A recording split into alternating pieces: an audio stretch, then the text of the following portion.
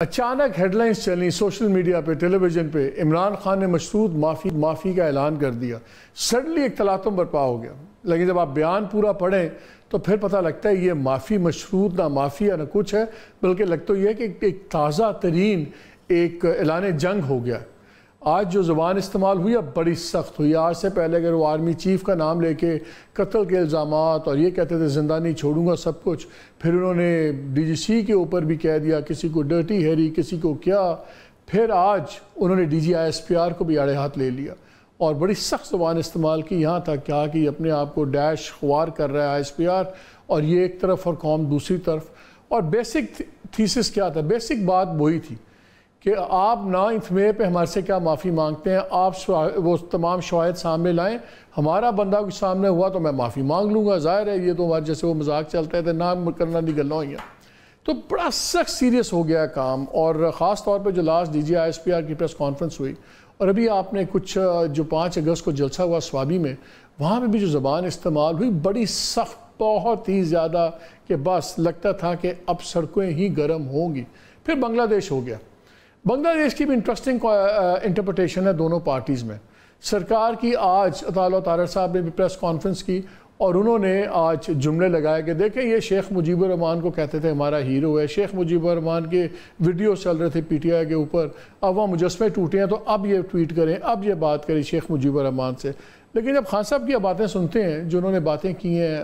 صحافیوں کے ساتھ، اس سے لگتا ہے کہ ان کی ٹیک اور ہے، اور وہ شاید دیکھ رہے ہیں کہ جس طرح بنگلہ دیش میں لاکھوں لوگ سڑکوں پر نکلے تھے، شاید وہ وقت پاکستان میں آ گیا ہے۔ حماد اظہر صاحب جو روپوش ہیں، سینئر لیڈر ہیں پی ٹی آئی کے، انہوں نے بھی ان کی پوری سٹیٹمنٹ نکلی ہے جس میں انہوں نے کہا ہے کہ جی میں سمجھتا ہوں کہ فیصلہ کن مراحل میں داخل ہونے کے لیے اب تحریک آ گئی ہے، اور اب ہمیں اس فسطائیت کے خلاف نکلنا ہوگا، چاہے گرفتاریاں ہوں، جو کچھ بھی ہو، اور تیاری کریں۔ وکلا طلبہ، سماجی کارکن، سوشل میڈیا کارکن اور عوام تیاری کرے، گرفتاری دینی ہوگی تو وہ بھی دیں گے، تحریک نہیں رکے گی۔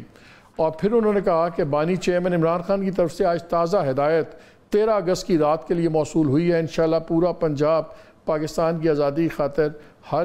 جگہ باہر نکلے گا۔ باقی آپ نے لیڈران کی باتیں سنی، کیا اینڈ گیم شروع ہو گئی ہے؟ بیکاز اگر بنگلہ دیش ہے، گورنمنٹ اس کو ان کے اوپر ایک لگاتی ہے کہ یہ طنز کرتی ہے، یہ بنگلہ دیش کے جلوسوں پہ ایکسائٹڈ ہو رہے ہیں۔ دوسرا کوئی بھی نہیں بچا فوج کی قیادت کا جس پہ ڈائریکٹلی اب عمران خان سیدھے نہ ہو گئے ہوں۔ کیا یہ فرسٹریشن ہے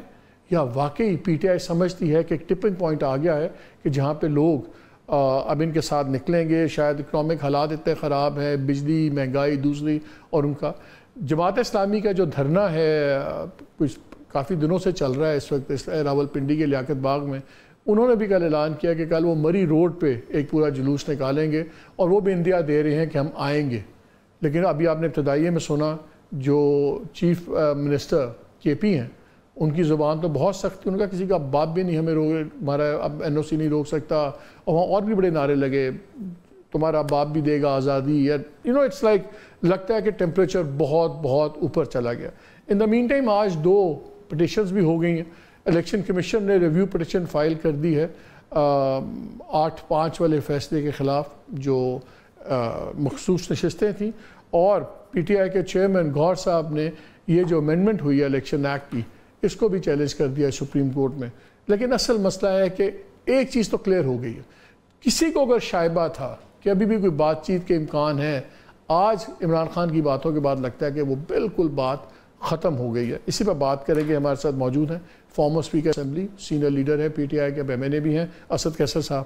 اسد صاحب بہت شکریہ آپ کا۔ ذرا اس پہ آ جائیں پہلے D G S P R کی پریس کانفرنس پہ۔ آج تو خان صاحب سیدھے ہو گئے ہیں، انہوں نے پہلے کچھ بیانات ان کے پرانے تھے، میں پڑھ رہا تھا، جو آرمی چیف کے اوپر تھے، اس میں بھی کوئی لحاظ نہیں تھا انہوں نے جو کیا، اور انہوں نے مختلف موقعوں پہ کہا مجھے اور میری بیوی کو کچھ ہوتا ہے تو جنرل عاصم منیر ذمہ دار ہوں گے۔ لندن پلان عاصم منیر اور نواز شریف کے درمیان تھا، عاصم منیر نے مجھے توڑنے کے لیے توشہ خانہ ریفرنس میں بشرا بیوی کو سزا دلوائی، جج کہتا ہے میری کمپنی پر گن رکھ کر فیصلہ کروایا گیا، اگر میری بیوی کو کچھ ہوا تو عاصم منیر کو نہیں چھوڑوں گا، جب تک زندہ ہوں عاصم منیر کا پیچھا نہیں چھوڑوں گا، اس کے غیر آئینی اور غیر قانونی اقدامات کو بے نقاب کرتا رہوں گا۔ تو پہلے تو لگتا تھا کہ شاید 2 ٹاپ شخصیات پہ، اب عمران خان صاحب نے ہر ایک کو، انہوں نے 2 لیفٹیننٹ جنرلز کو بھی نام لے کے رگڑ دیا ہے، اب D G I S P R کو بھی رگڑ دیا ہے، اور اب اس کے بعد پھر اس بیان میں یہ بھی کہتے ہیں کہ قوم کی خاطر میں بات کرنے کو تیار ہوں، لیکن ساتھ یہ بھی کہا ہے اگر ان لوگوں نے میرے سے بات نہیں کرنی تو میں بھی بات کرنے میں انٹرسٹڈ نہیں ہوں۔ پہلے تو بتا دیں کہ کیا اباب اور فوج بالکل پوائنٹ آف نو ریٹرن آ گیا، کھل کے آمنے سامنے ہو گئے؟ نہیں بالکل، میں نے چونکہ ابھی تک سٹیٹمنٹ آپ کے ذریعے یہاں پڑھی ہے، باقی ڈیٹیل نہیں پڑھی ہے، میں اس پہ زیادہ ڈیٹیل میں نہیں جا سکتا، لیکن ایک ہمارا بالکل کلیئر موقف ہے، اس پہ کوئی ایسی بنیادی مجھے چینج نہیں نظر آیا جو میں نے آپ کی جو نکات دیکھے اور یا جو بھی بتائے۔ سب سے پہلے بات یہ ہے کہ ہم نے ہمیشہ کہا ہے کہ 9 مئی جو ہے نا ایک ڈرامہ تھا، ہمارے خلاف جو ہے نا یہ پلانٹڈ ایک اسکیم بنائی گئی، اس کی مین کریکٹر جو ہے نا یہ انٹیریئر منسٹر یہ نقوی ہے، اور دوسرا اس کے ساتھ جو ہے آئی جی پی پنجاب ہے۔ یہ آپ ریکارڈ پہ دیکھیں، ہم نے اسمبلی میں بھی کہا ہے، ہمیشہ کہا ہے، اور ہم نے مطالبہ کیا ہے ہمیشہ کہ آپ جو ہے نا اگر چاہتے ہیں تو کہ دودھ کا دودھ پانی کا پانی ہو جائے تو جوڈیشل کمیشن بنائے۔ لیکن ایک سیکنڈ، اگر آپ یہیں بات کرتے ہیں کہ یہ محسن نقوی اور آئی جی پنجاب ہیں، تو آپ لوگوں نے کھلے عام یہ بھی الزام لگایا کہ لاہور میں جب کور کمانڈر کے گھر کی طرف ہمارا جلوس گیا تو سارے ہٹے ہوئے تھے، کسی نے روکا نہیں، کسی نے کچھ نہیں۔ میرا سوال یہ ہے کہ وہاں تو فوج تعینات ہوتی تھی، ان کو نہ محسن نقوی ہٹا سکتا ہے فوج کو، نہ جو ہے آئی ہٹا سکتا ہے۔ آپ کا تو ہمیشہ سے سانس یہ رہا ہے کہ یہ فالس فلیگ آپریشن ہے، فوج نے کروایا ہے۔ یہ محسن نقوی اور آئی جی پنجاب کے پے چیک سے بہت اوپر کی باتیں ہیں، وہ نہیں اتنے بڑی چیزیں کر سکتے۔ آپ ایک کام کریں نا، ہماری سٹیٹمنٹ نکالے اسمبلی سے، ہم اس پہ بالکل کلیئر ہے، اس گیم کے اندر یہ شامل ہے، مسلم لیگ نون پورے اس میں شامل ہے، مریم اس میں شامل ہے، اور انہوں نے اور خان نے کہہ دیا نا، دیکھو اس نے تو کوئی آپ کے مطابق جو نا خان نے کہہ دیا کہ اگر ہمارا کوئی اس میں ذمہ دار ہے تو اس کو میں نکالوں گا۔ ہاں، جوڈیشل کمیشن انہوں نے کہا کہ اگر میرا بندے ثابت ہو تو میں معافی بھی مانگ لوں گا۔ ہم دیکھیں اگر ہمارے اس حوالے سے ہماری پارٹی کی کوئی ذمہ داری آتی ہے تو جوڈیشل کمیشن یہ فکس کرے گا نا کہ آپ کا یہ رسپانسبل ہے، یہ رسپانسبل ہے، تو قانون کے اندر ہماری جو سزا بنتی ہے ہمیں ملے، بالکل ہمیں اس کی کوئی پرابلم نہیں ہوگی، ہم اس کو جو بھی اس کو قبول کریں گے۔ لیکن اس کی بنیاد اس سازش کا تھانہ بانا تو سمجھائے کہ کدھر سے آیا ہے، نمبر 1۔ نمبر 2 بات یہ ہے کہ آپ جو ہے نا اس وقت جو آپ نے جو ابھی تمہید رکھی، میں اس کے حوالے سے بات کروں گا کہ یہ جو سب کچھ ہو رہا ہے، آپ ہمارے سٹنگ ایم این اے کو اغوا کریں، ابڈکٹ کریں، اس کو جو ہے نا آفر دے کہ یا اسٹیٹ منسٹر بنے انٹیریئر کی یا پیپل پارٹی میں شامل ہو جائے، لیکن آپ نے پی ٹی آئی سے ہر صورت میں نہیں جانا ہے، کیونکہ جو 41 ہمارے ایم این ایز ہیں،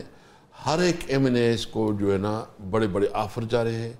دھمکیاں جا رہی ہیں، پوزیشن اور عہدوں کی لالچ دی جا رہے ہیں۔ مطلب یہ کس قسم کا آپ اس ملک کو چلائیں گے؟ کیسے یہ ملک چلے گا؟ کیسے یہ پارلیمنٹ ہوگا؟ اور میں تو کہتا ہوں، اس پہ تو میں مطلب ہمارے موقف بھی ہے اور ہم مسلسل کہتے ہیں کہ اس اسمبلی میں جو قانون سازی ہوتی ہے، جو قرارداد پاس ہوتا ہے، اس کی کوئی قانونی حیثیت نہیں ہے، نہ مورل حیثیت ہے، کیونکہ جب وہ وہاں بیٹھے لوگ فارم 47 کی بیٹھے ہوئے ہیں،